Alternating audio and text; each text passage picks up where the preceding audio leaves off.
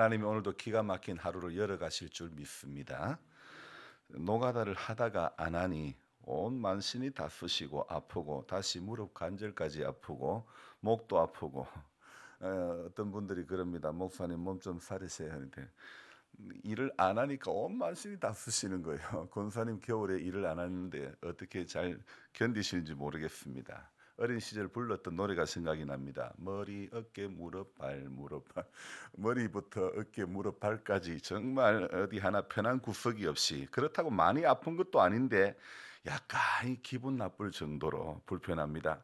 여기서 기분 나쁠 정도로 불편하다 이 말이란, 이렇게 살살 불편하다가 나중에 더 아픈 건 아닌가, 이렇게 점점 확대 해석하게 되는 것, 그걸 저는 기분 나쁠 정도다, 그렇게 말씀을 합니다. 로마서 12장 3절의 말씀이 생각납니다. 자, 로마서 12장 3절의 말씀 제가 읽어드릴게요.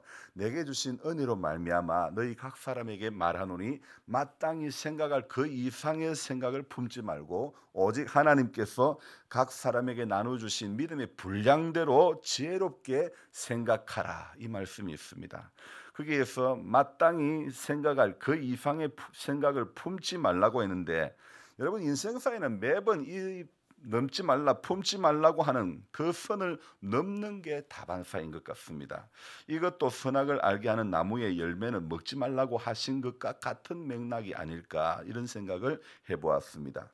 여러분 성경이 우리에게 주시는 말씀은요, 두 종류의 하라와 하지 말라의 말씀이 있죠. 로마서 오늘 12장 3절에서 하라는 무엇입니까? 믿음의 분량대로 지혜롭게 하라. 하지 말라는 무엇입니까? 마땅히 생각할 그 이상의 생각을 품지 말라. 그렇게 분명히 하라가 무엇이며 하지 말라가 무엇인지 우리에게 가르쳐 주고 있죠. 그런데 한 사람의 신앙의 여정이, 인생의 여정이요, 늘 하라와 하지 말라 사이에서 뭘 해야 될지 뭘 하지 말아야 될지 이 선을 잘 구분을 못하는 거예요. 지금 무엇을 들어야 될지 잘 구분을 못하는 거예요. 하라와 하지 말라. 자, 저를 보세요. 이 선악을 알게 하는 나무의 열매를 먹지 말라고 한 건데, 요게 먹지 말아야 할 것과 먹어야 할 것을 구분을 못하는 거란 말입니다. 그래서 우리가 즐겨 부르던 찬송이 있죠. 뭐라고요? 항상 기도하고 깨어 있어서 기쁨으로 보좌 앞에 우리 나가서도록 그때까지 참고 기다리겠네. 여러분 항상 기도하고 깨어 있는 것, 여러분 이게요 정말 신앙의 여정에 꼭 필요한 자세임에 틀림이 없습니다. 또 기도하고 깨어 있다는 것은요, 주님의 음성을 매번 듣고 있다는 것, 그리고 듣고 그 음성에 순종한다는 것, 그것이 되는 거죠. 그래서 오늘을 살아가는 지혜는요, 여러분 내가 기도한다고 되는 게 아니고요, 우리 각자가 하나님의 말씀을 봐야 사람이 지혜로워지는 겁니다.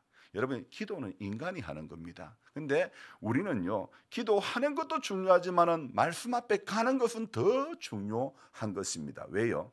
하나님은요, 어제 저녁에도 제가 말씀하지 않았습니까? 창조 사역의 시작이 무엇으로 되어졌다고요? 빛이 있으라 말씀하심에 하나님께서 빛이 있게 하셨고, 말씀하시자마자 빛이 드러나게 된 줄로 믿습니다. 여러분 저는요 지금까지 생각해 볼 때에 제 머리 안에 들어있는 성경 구절은요, 제가 청년 때 한참 은혜 받을 때 전부 다 입력된 그런 구절들입니다. 청년의 시절 혼자 성경 읽고, 청년의 시절 그 실에 의자, 장의자 두 개를 합쳐가지고 서로 마주보게 해서 담요 하나 깔고 담요 하나 덮고 그렇게 잠을 자고 새벽 기도했던 그 시절, 장의자는 제게 가장 좋은 영적인 침대였던 것입니다. 또 야간 경비를 보시는 집사님께 본당 셔터문을 열어달라고 해서 제가 들어가고 나서는 이제 집사님 밖에서 문을 잠궈 주십시오. 그래서 본당에 들어가서 혼자 밤을 지새웠던 그런 은혜가 오늘의 저를 있게 했다고 저는 믿습니다. 그렇습니다. 저 자신을, 우리가 자기 자신을 지키려는 신앙의 열정들이 있어야 되는 겁니다. 오늘 제게도 그런 열정들이 봉화 산골에 살고 있는 여기에서 작은 외침을 하고 있지만은 인터넷망이 들어가는 전 세계에서 이 외침을 듣고 있다는 것입니다. 저는 그것에 감사합니다. 몇 명이 듣고 보는 것보다도요, 그중에 한 사람이라도 내 삶의 이야기가 감동을 흘려줄 수 있고 도전을 줄 수 있다면 저는 그것으로 만족입니다. 방송을 통해 100만 원 화제 성금이, 이게 미국에 계신 목사님의 마음에 이 메꾸어 주라는 마음이 가득 자라나 제게로 흘러 들어왔습니다. 이게 또 골절로 꼼짝도 못하고 누워 계시는 이 캄보디아 정순욱 선교사님의 창고에 흘러가게 하십니다. 이 100만 원의 역사가 어떤 경로를 통해서 어떤 결과를 낳게 또 낳을지 저는 기대가 됩니다. 평양 대부흥 운동의 시작이요, 선교사님 한 분의 회개 운동으로 평양 대부흥 운동이 시작이 된 거죠. 자, 정말 저는 시티에서 방송 선교의 힘이 얼마나 크다는 걸 절실히 느낍니다. 지난 9일에 시작된 겸손은 힘들다라고 하는 김어준 씨의 유튜브 방송이 하루에 현재 100만이 넘고 200만의 조회가 넘게 일어나고 있고 실시간 20만 명이 넘게 그 방송을 보고 있습니다. 그래서 그 방송을 본 사람이 그렇게 많은데, 그렇게 조회수가 많은데, 근데 중요한 것은 질문을 하나 해야 되는 것은요, 그 방송을 본 사람이 나를 살리고 나라를 살리고 생명을 살리느냐, 그게 아니라는 겁니다. 그분도 자기 딴에는 바른 뉴스를 전한다고 합니다. 그러나 알아야 될 것은요, 세상에는 바른 뉴스가 필요한 것이 아니라 사는 뉴스가 필요하고 살아나는 뉴스가 필요한 것입니다. 여러분, 그게 어떤 뉴스입니까? 그게 바로 복음 아닙니까?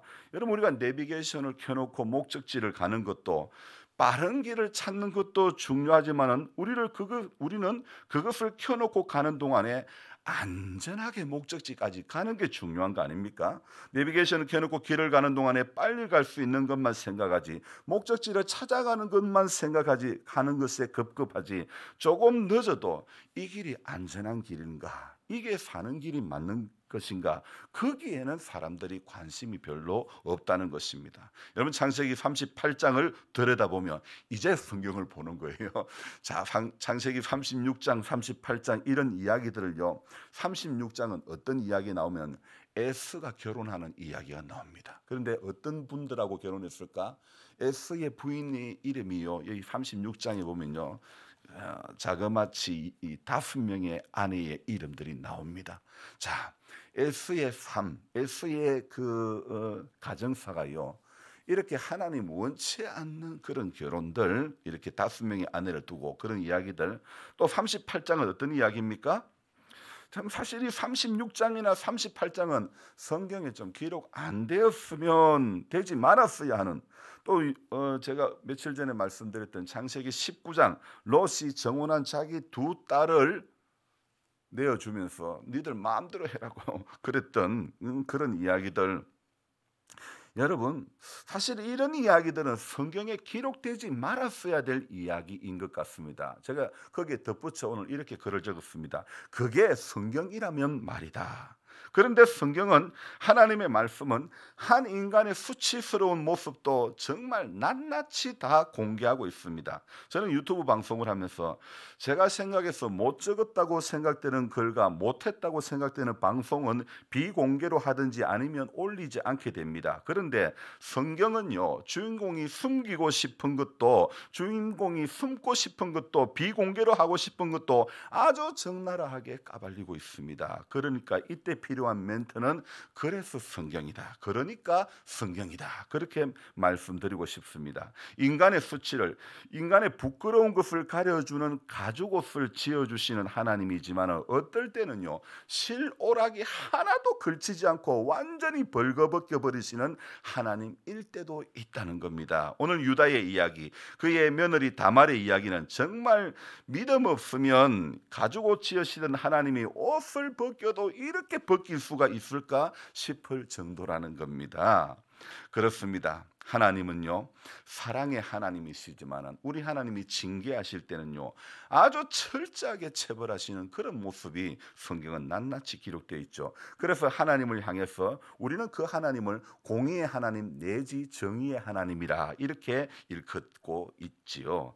여러분 축복의 아이콘 이 야곱이의 넷째 아들 유다의 인생사, 그것도 너무 수치스러운 그런 인생사가 38장에 기록되어 있습니다. 저는 이 38장에 흐르는 이 이야기, 전개되는 이 이야기의 중요 관전 포인트를 2절과 12절의 말씀을 이렇게 말하고 싶습니다. 두 절 공이 나오는 2절과 12절의 공이 나오는 인물이 누굽니까? 2절에도 나오고 12절에도 나오는 수아의 딸. 그러니까 유다가 결혼은 누구라 한 거예요? 가나안 사람 수아의 딸하고 결혼을 했다는 것입니다. 자, 그런데 2절에 뭡니까? 유다가 거기서 가나안 사람 수아라 하는 사람의 딸을 보고, 그리고 12절에 뭐라고요? 얼마 후에 수아의 딸이 죽었더라, 죽은지라. 자, 여러분 이 수아라고 하는 사람은요 이방 사람입니다. 그러니까 그 딸도 어떻게 해요? 이방 여인이겠죠. 할아버지 이삭께서 이방 여인 중에서 엄마를 찾지 말라고 아버지에게 외삼촌 집에서 어머니 되실 분을 만나라고 그렇게 아버지 야곱에게 말했는데, 아버지는 할아버지의 말씀을 따라 결혼하였는데, 여러분 우리 말 중에 이런 말이 있죠. 부자가 뭘 못 가요? 3대를 못 간다는 말이 있죠. 요즘은 이 말이 바뀌어서 교인이 3대를 못 가는 거예요. 교인이 3대를 못 간다. 성경의 교훈은 무엇입니까? 자녀손 1000대까지 복을 받는다고 하지만 지금 한국 교회의 현실은요, 이 신앙이 3대를 못 가는 거예요. 왜 이런 현상이 일어날까요? 왜 그럴까요? 저는 2절에서 찾고 싶습니다. 2절에 어떤 단어요? 가나안 사람 수아라 하는 자의 딸을 보고, 가나안 사람 수아라 하는 사람의 딸을 보고. 자, 여러분 이 수아의 딸을 보니까 이 마음이 혹 빼앗기는 거예요. 유다의 마음이 혹 빼앗기는 거예요.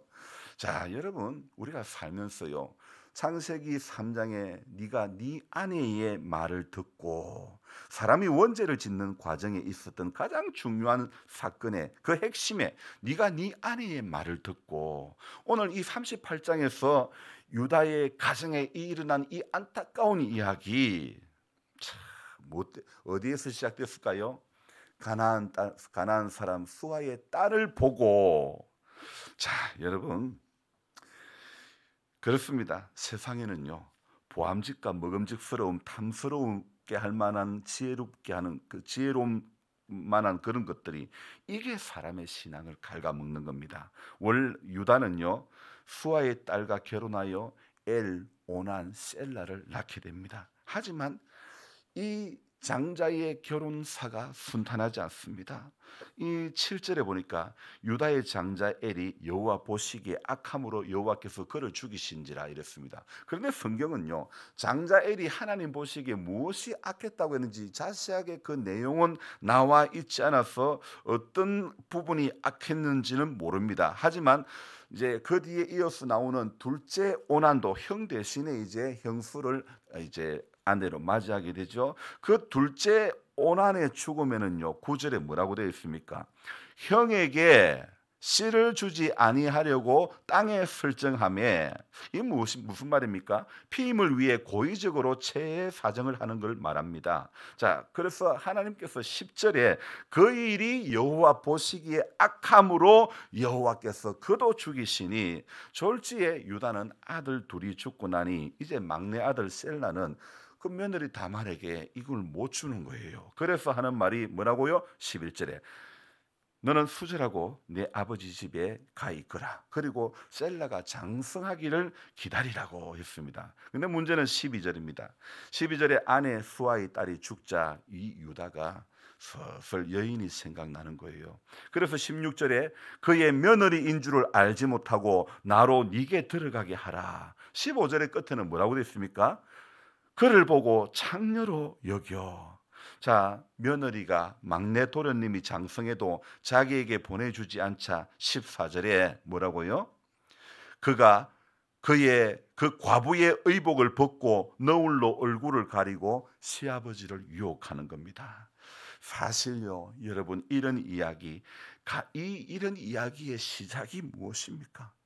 가나안 사람의 딸을 만난 이야기, 거기서부터 이 38장이 전개되는 거 아닙니까? 저는 다 정말 삭제하고 싶습니다. 이런 거는 설교하고 싶지 않는 내용입니다. 하지만 하나님의 역사는 유다가 그 며느리 다말을 통해서 낳은 두 아들 베레스와 셀라, 오늘 27절에 보니까 쌍태라고 그랬죠. 자, 이 베레스를 통해서 예수님의 족보에 오르는 조상이 되게 하는 그런 놀라운 비밀스러운 일들을 열어가는 것입니다.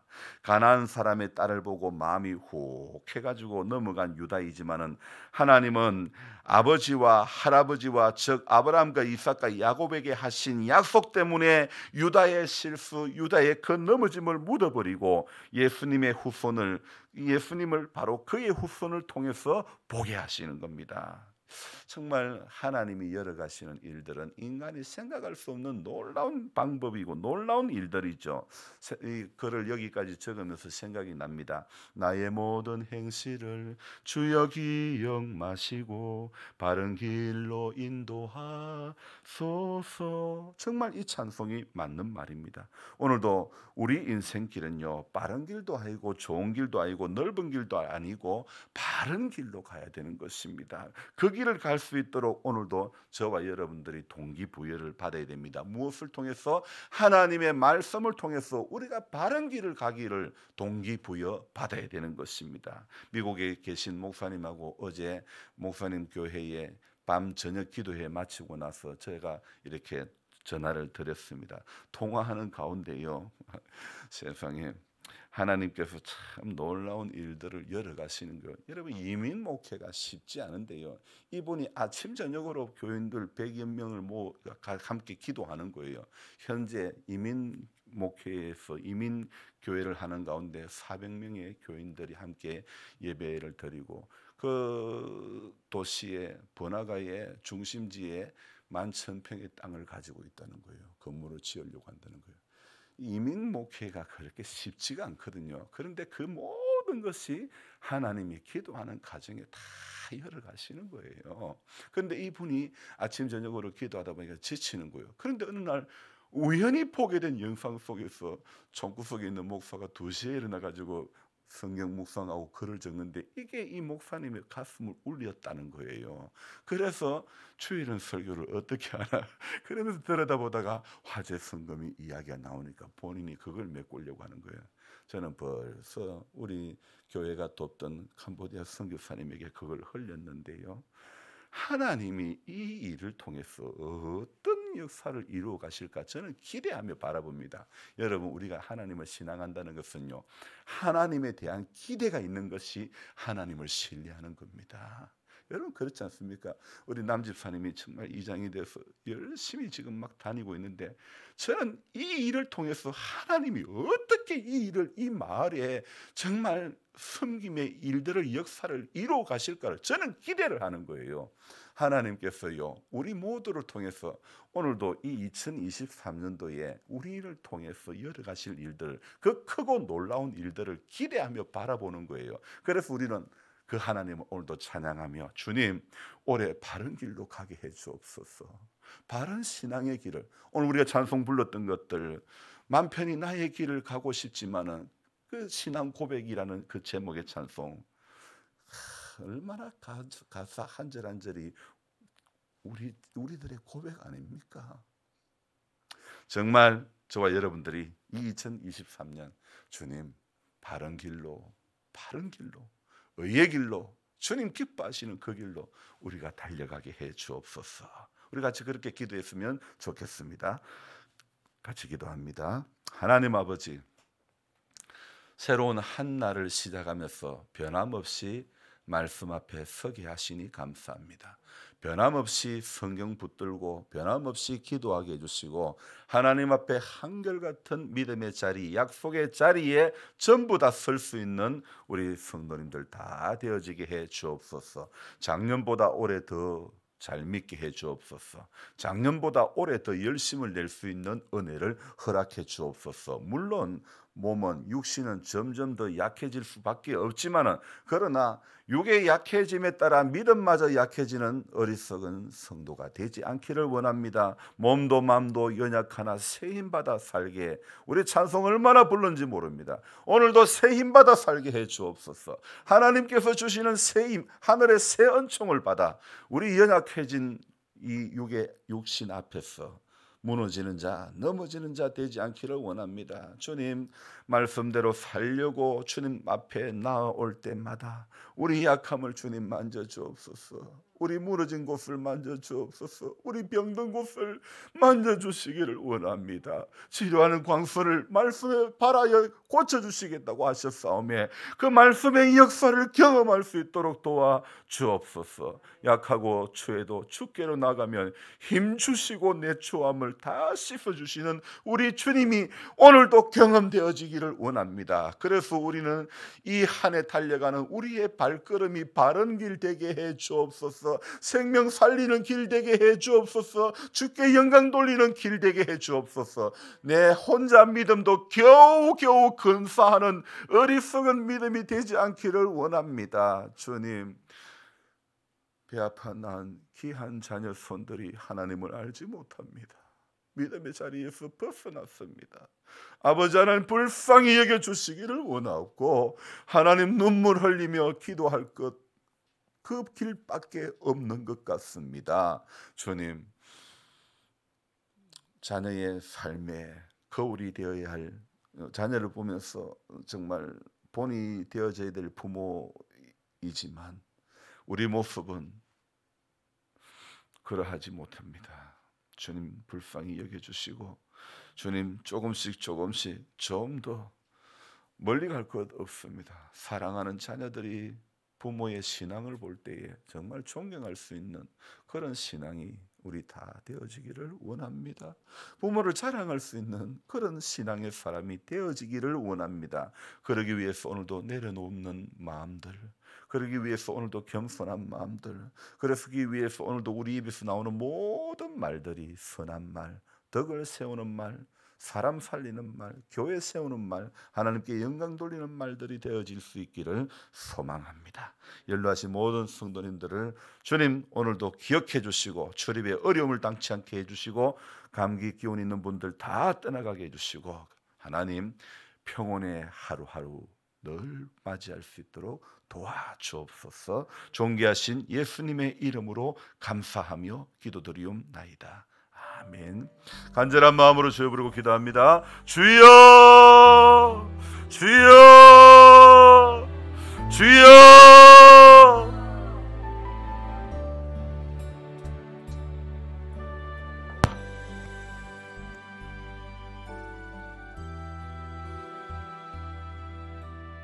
은혜와 사랑을 감사드립니다. 또 새로운 한 날을 맞이했습니다. 우리 모든 행실을 주여 기억마시고